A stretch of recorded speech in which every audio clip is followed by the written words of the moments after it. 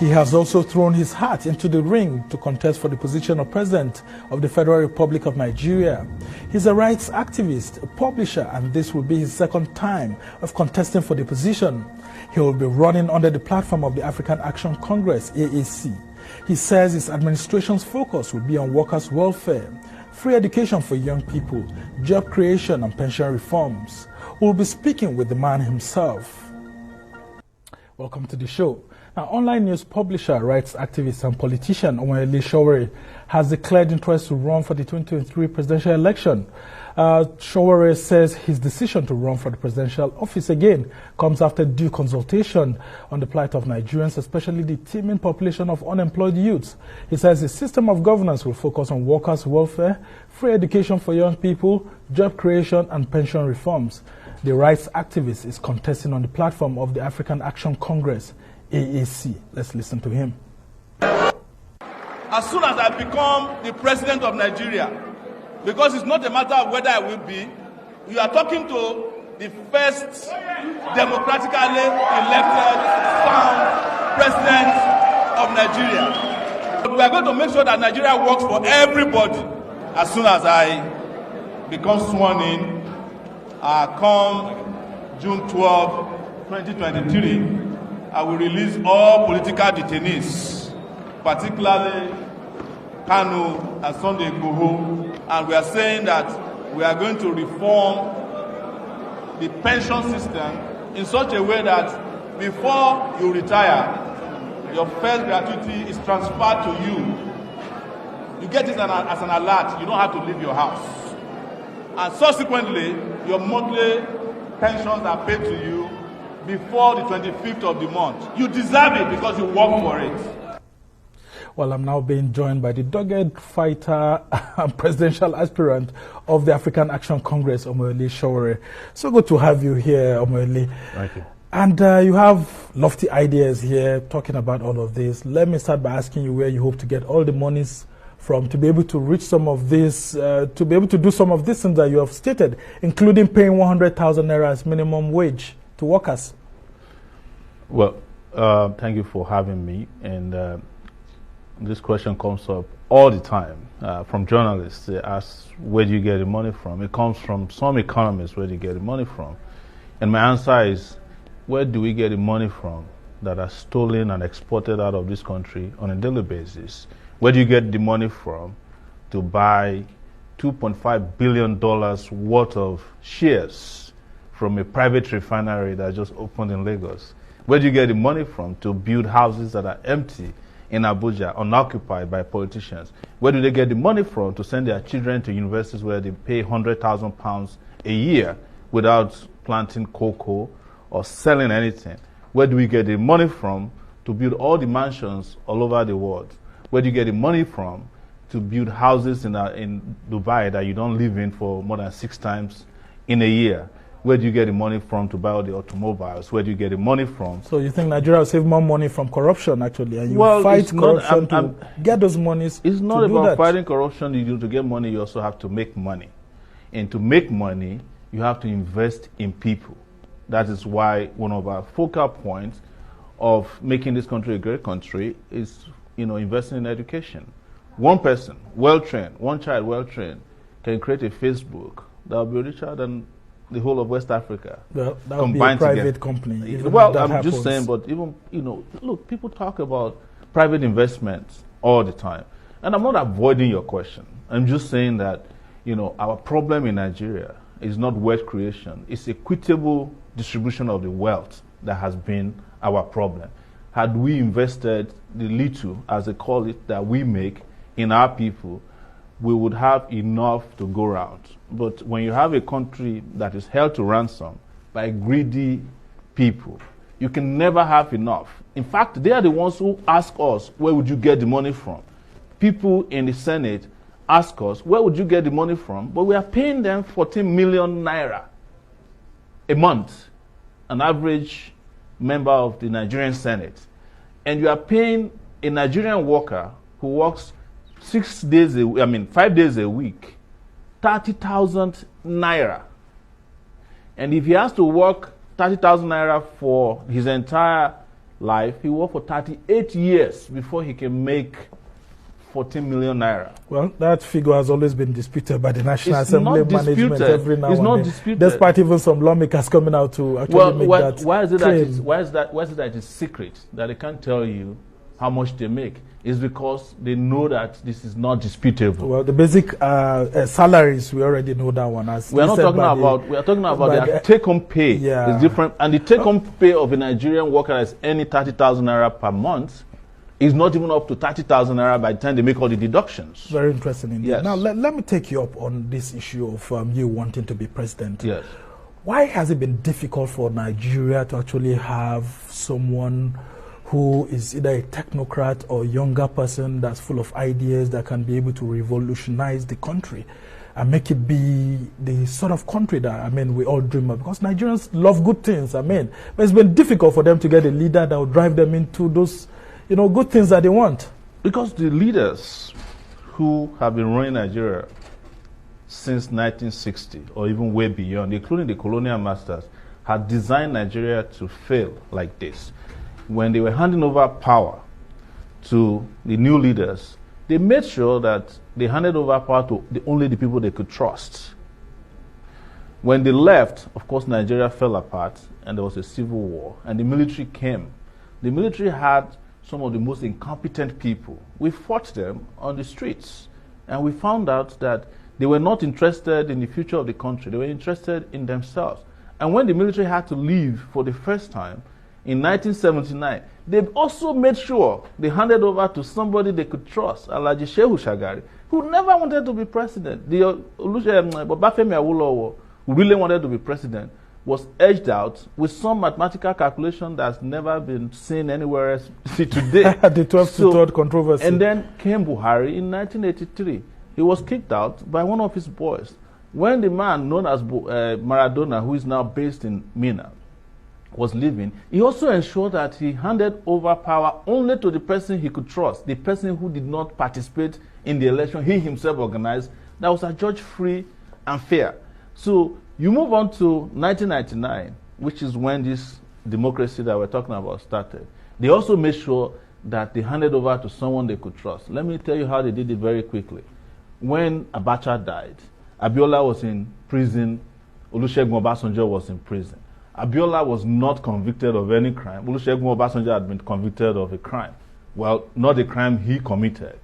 Why was it that it was difficult to release election that a person that has already won the election, but it was easy to release somebody who didn't participate in the election, and the man who won the election eventually died, and the man who did not participate in the election was freed, given all the money, rehabilitated, and made the president? It was because they needed to hand over to someone they could trust. Yeah, but we've gone on since 1999 up till now. Why are we still blaming the military? A lot of young Nigerians will tell you that you politicians don't have any excuse now because we've been practicing democracy since 1999. I am sorry to say that we have not been practicing democracy. We are practicing a brand of democracy that I love to refer to as morontocracy. Interesting. Now, yes. What does that mean? When morons hijack the democratic process. Well, people who have been voting, now you can't say that this sort of people who have been voting don't have the right to take their decision. Look at the last election. You contested in 2019. Yes. You only had 33,953 votes by coming fifth and all of that. Is it because you were unable to convince a lot of Nigerians to see things your own way? No.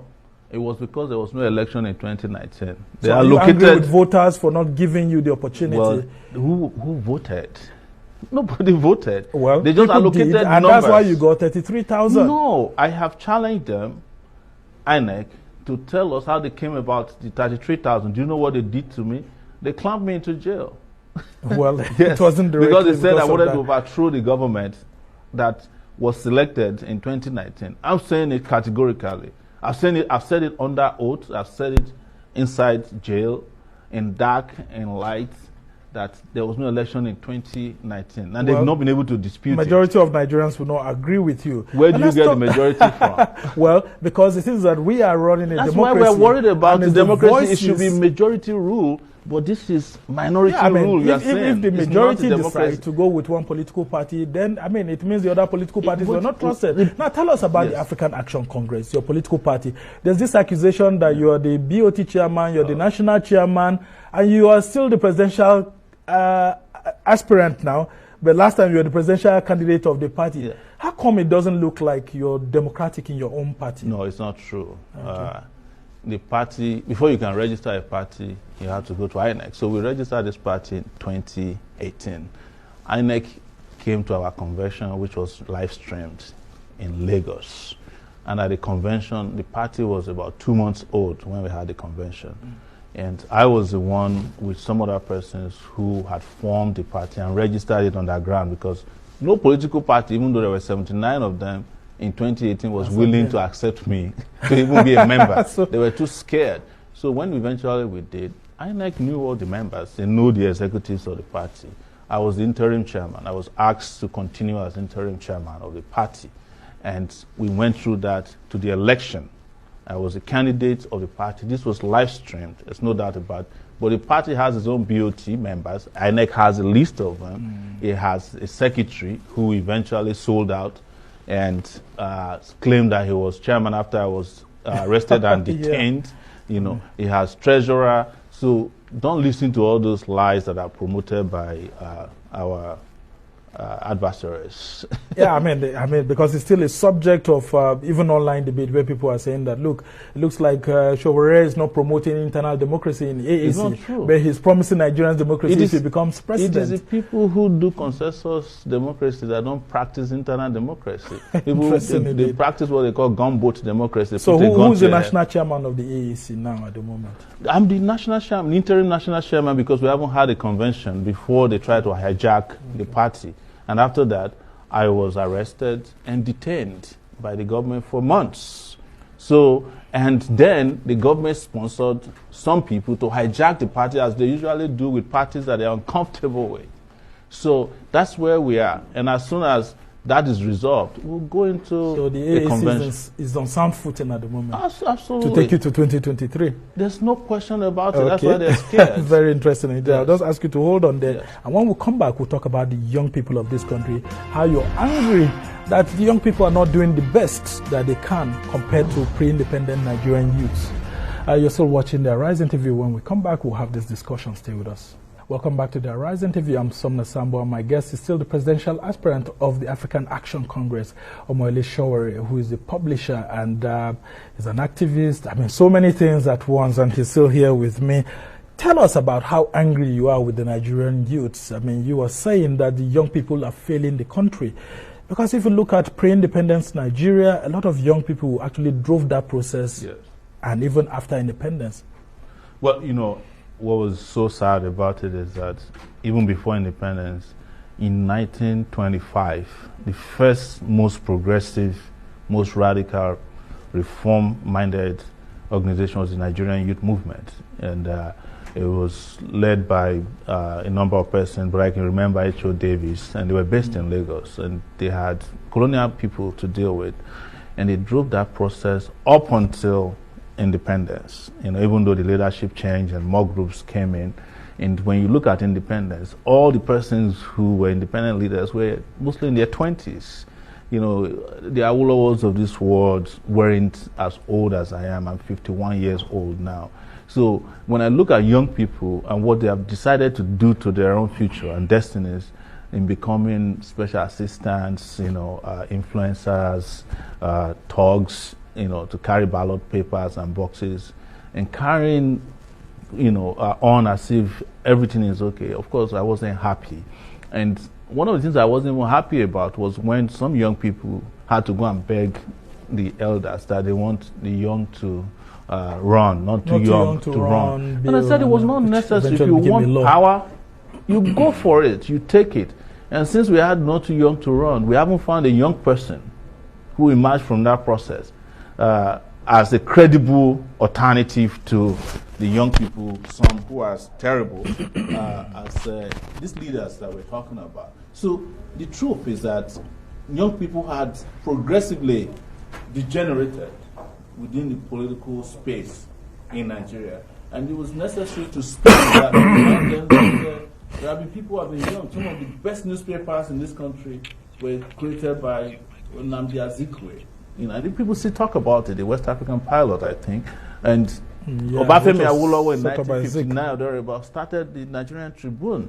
So there's nothing out there that young people couldn't have done. We could have taken this country to the best levels and a competitive level on the continent of Africa and the world had we not just regressed from making the progress that started. When even the military came, Yakubu Gowon was 29, 30 years old. He got married while he was... I mean, we had one of the youngest military head of state.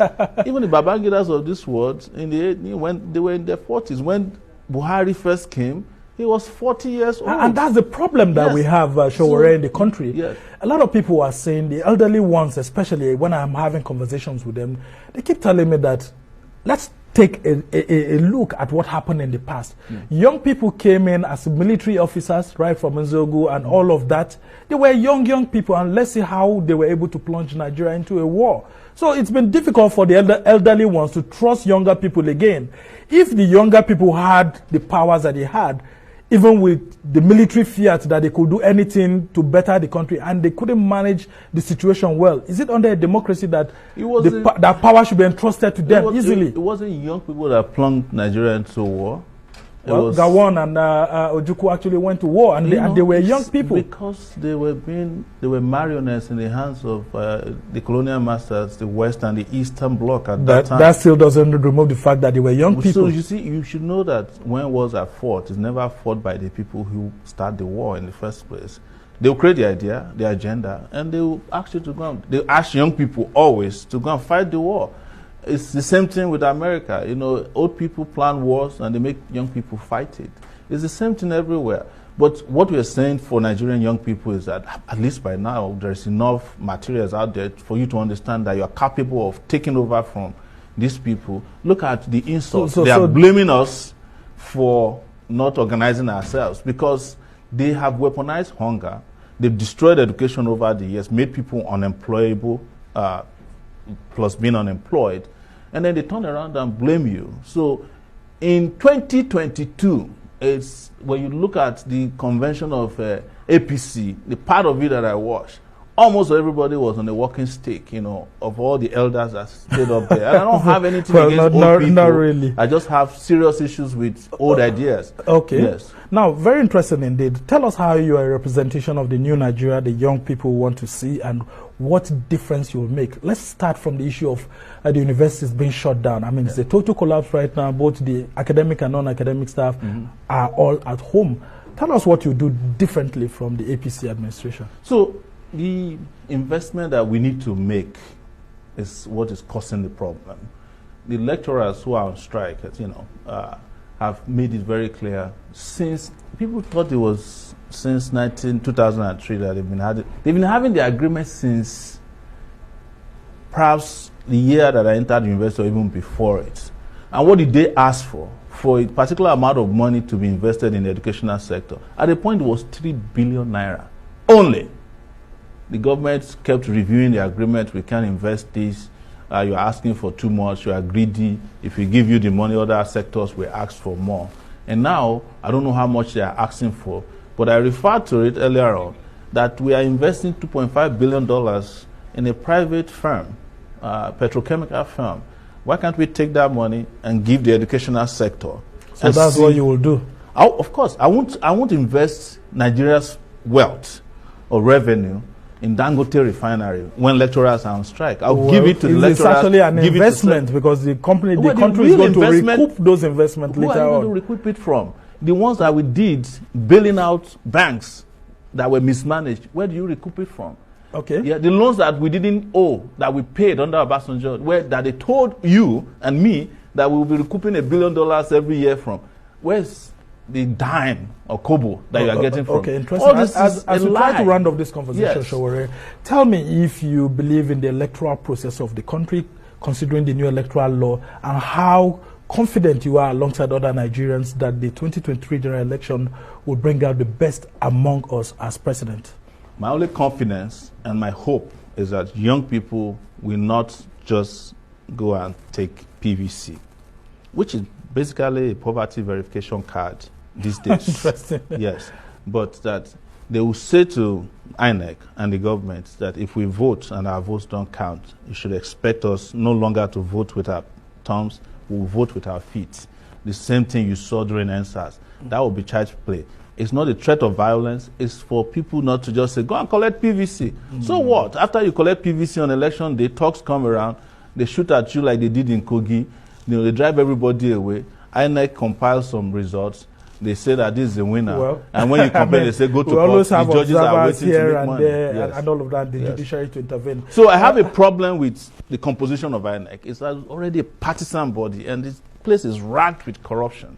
But you still want to stand for election with this body actually... I'm standing as a revolutionary party. You know, let me tell you. Very quickly. The ANC in South Africa had been in existence since 1928 or thereabout. They didn't win an election until 1994, but they never stopped being a party.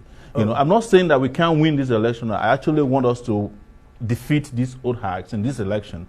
And that's why I'm calling on young people to all join hands together. Not to see it also as a partisan issue, but to see it as an existential issue. And what if the young people decide not to vote for you and they don't think you are the representation of their dreams? What would you say? There's nobody who can say that young people want to continue in misery and poverty. Yeah, but they could vote for someone else who they feel is better than you. What will you do? Who is better than me amongst the people who are running around now? Tell me. This is between me and you. It's the reason why we say don't just leave this table for interviews alone. Let's start debates now. And you're prepared for one? Nobody can stand me if it's a one-on-one debate. I guarantee you that. They won't even dare come to a studio if I know that I'll be there. How confident are you that the AAC will be a strong party in 2023 general election to challenge an APC and a PDP that has, offices spread all through the nation? AAC does seem to be strong in Abuja and Lagos. It's not true.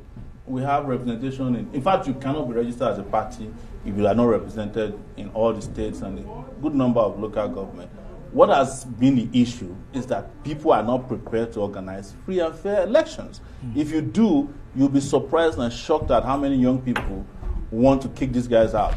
PDP is struggling, APC is struggling because they have become illegitimate vehicles for the aspirations of our people. And there are people, young people, old people, are looking for a different route to get out of the miserable situation that these major political parties have put them in. And AAC is going to be that hope, is the way out of this ticket. Okay, very interesting indeed. We must thank you so much. Omoyele Sowore is the interim national chairman of the African Action Congress and then the presidential aspirant on that party. We don't know if another presidential aspirant may come on the AAC, but you're the only one we know for now. Yes. So we must thank you so much for being on this show.